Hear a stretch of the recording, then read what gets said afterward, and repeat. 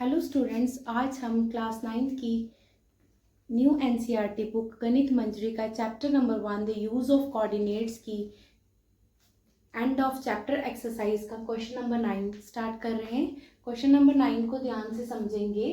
The following table shows the coordinates of points S M T. इस table के अंदर बोल रहे हैं आपको एस एम और टी के डिफरेंट डिफरेंट कोऑर्डिनेट्स दिए गए हैं, जिसमें आपको करना है state whether M is the mid point of segment S T. एक लाइन है एस टी, ये एस और टी, आपको दिखाना है कि m जो है इसका मिड पॉइंट है, इस लाइन एस टी का m मिड पॉइंट है या नहीं है। ठीक है, और आपको जस्टिफाई करना है, इस टेबल को फिल करना है। ठीक है, अब मिड पॉइंट निकालने के लिए हम क्या लगाते हैं, मिड पॉइंट थ्योरम का यूज करते हैं, है ना। तो मिड पॉइंट थ्योरम का यूज करेंगे। अब हम यहाँ पे पार्ट नंबर 1 निकालेंगे, जहां s की वैल्यू हमें पार्ट नंबर 1 में क्या दी गई है, -3 0, और t की वैल्यू जो है हमें 3 0 दी गई है। ठीक है, तो हम यहाँ मिड पॉइंट थ्योरम निकालेंगे। तो मिड पॉइंट थ्योरम हमारा फॉर्मूला होता है m is equal to x1 plus x2 divided by 2 comma y1 plus y2 divided by 2।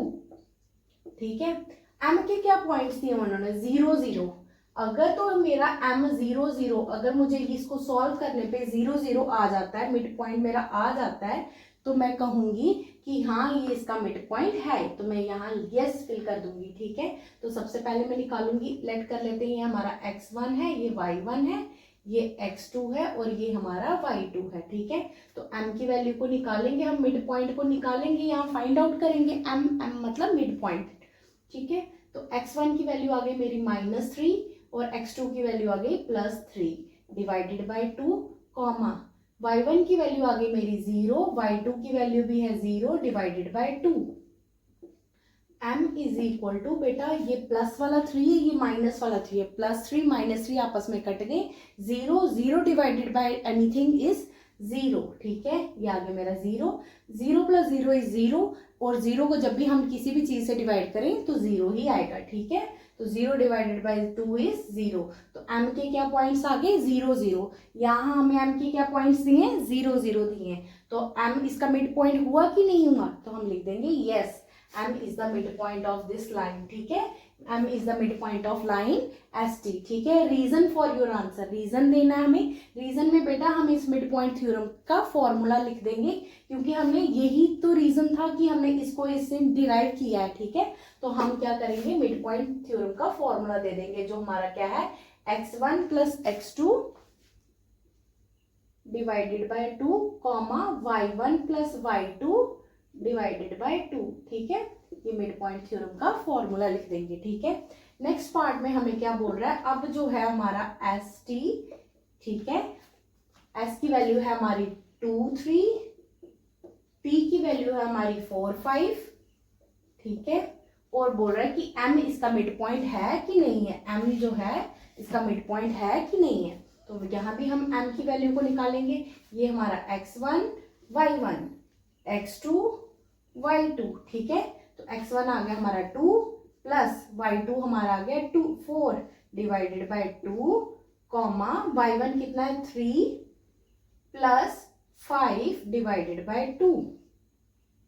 तो m की वैल्यू क्या आ गई बेटा, 4 plus 2 is 6 divided by 2 comma 3 plus 5 is 8 divided by 2।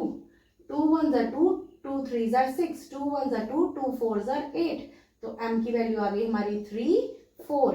तो यही हमें m की वैल्यू दी गई है, यहाँ पे भी 3 4 ही दी गई है, तो यहाँ भी m जो है वो इसका मिड पॉइंट है। रीजन में आंसर हम यही निकाल दे देंगे, क्योंकि हमने इसको मिड पॉइंट थ्योरम से निकाला है। ठीक है, अब हम करेंगे थर्ड पार्ट। थर्ड पार्ट में अब हमारा क्या है, s और t और m हम चेक करेंगे इसका मिड पॉइंट है कि नहीं है। अब s की वैल्यू क्या है, 0 0, और t की वैल्यू क्या है, 0 -10। ठीक है, तो हम लगा देंगे अपना mid point formula, m is equal to x1 0 plus x2 0 divided by 2, y1 0 plus y2 -10 divided by 2। तो m की वैल्यू क्या आ गई, 0 डिवाइडेड बाई 2 इज 0, ये माइनस माइनस प्लस हो जाएगा, तो आपका आ जाएगा 10 डिवाइडेड बाय 2 आ गया 5। m के पॉइंट्स क्या आ रहे हैं 0 और आपका बच्चा आ रहा है 5।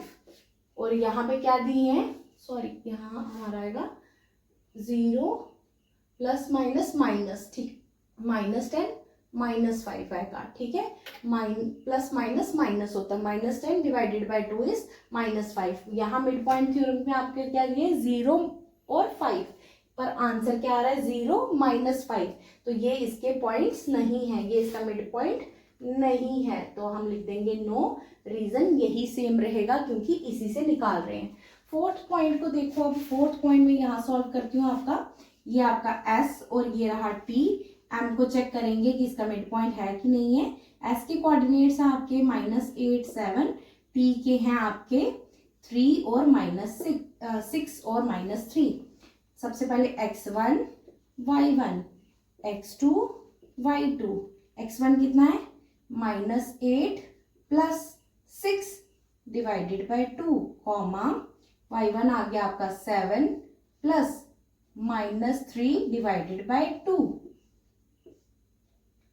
ये आ गया हमारा m is equal two plus minus minus, तो 8 बड़ा है आपके साथ, माइनस का साइन है, divided by 2, plus minus minus 7 में से डिवाइड कर देंगे 3, तो हमारा क्या आएगा 2 और 2 कट गए, m की वैल्यू क्या आ गई -1, कॉमा 7 में से 3 गए तो 4 डिवाइडेड बाय 2, 2 1 ज़ा 2, 2 2 ज़ा 4, तो m के पॉइंट्स आ गए हमारे -1 और 2।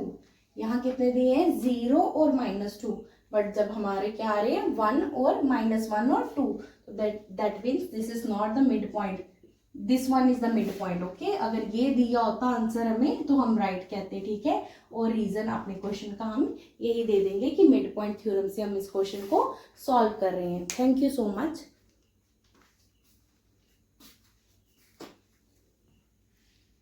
क्वेश्चन नंबर 10 स्टार्ट कर रहे हैं। क्वेश्चन नंबर 10 में आपको क्या दिया गया है, use the connection you find the coordinates of be given that m is the mid point of a and b। बोल रहे हैं कि एक AB आपकी लाइन है, ये AB है आपकी लाइन, A के कोऑर्डिनेट्स उन्होंने आपको दे दिए 3 -4 और B के कोऑर्डिनेट्स x और y दिए हैं। आपको B के कोऑर्डिनेट्स फाइंड आउट करने के लिए बोल रहे हैं find out the coordinates of B, ठीक है। गिवन दैट आपको क्या दिया गया है, M जो है वो मिड पॉइंट है, ये M जो है ये मिड पॉइंट है और इसके कोऑर्डिनेट्स दे दिए आपको -7 और 1, ठीक है। और आपको इस B के कोऑर्डिनेट्स जो हैं x y ये फाइंड आउट करने हैं, ठीक है। ये आपको क्वेश्चन है। अब क्वेश्चन में हम क्या यूज करेंगे बेटा, मिड पॉइंट दिया गया है तो दैट मीन्स मिड पॉइंट का ही यूज करेंगे। तो mid point theorem, mid point का हमें पता है क्या फॉर्मूला होता है। मिड पॉइंट का फॉर्मूला होता है हमारा x1 plus x2 divided by 2, comma y1 plus y2 divided by 2, ठीक है। अब मिड पॉइंट हमारा क्या है m, है ना, और m के कोऑर्डिनेट्स क्या दिए गए हैं हमें -7 और 1, ठीक है। अब ये लाइन है, यहाँ x1 ये है, y1 ये है, ये आपका x2 है और ये आपका y2 है, ठीक है। x1 की वैल्यू डालो, क्या है बेटा 3, और प्लस x2 की वैल्यू क्या है x divided by 2, sorry, comma y1 है आपका -4 प्लस y2 की जगह आपको क्या लिखना है y डिवाइडेड बाय 2। अब क्या करेंगे हम इस इक्वेशन को क्या करेंगे, इक्वेट करेंगे, ठीक है। ऑन इक्वेटिंग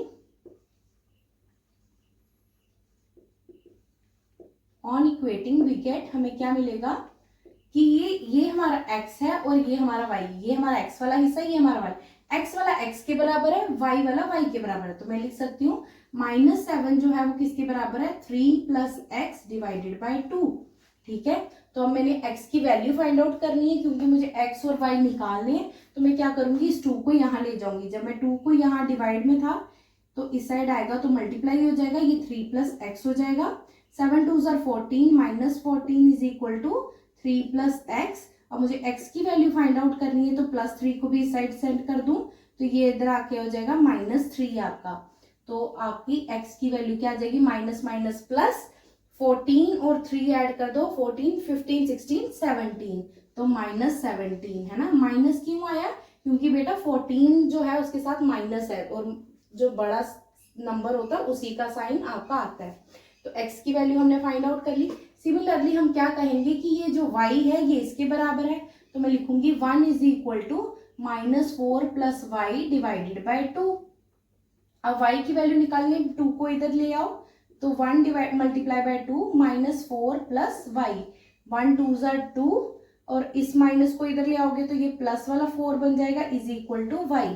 तो बेटा y की वैल्यू क्या आ गई आपकी 6, 4 प्लस 2 इज 6। देयरफॉर हमने निकाल लिए कि b जो था आपका उसके कोऑर्डिनेट्स क्या थे x और y, वो हमने फाइंड आउट कर लिए। x की जगह लिख देंगे -17 और y की जगह लिख देंगे 6। यही आपका आंसर है, ठीक है।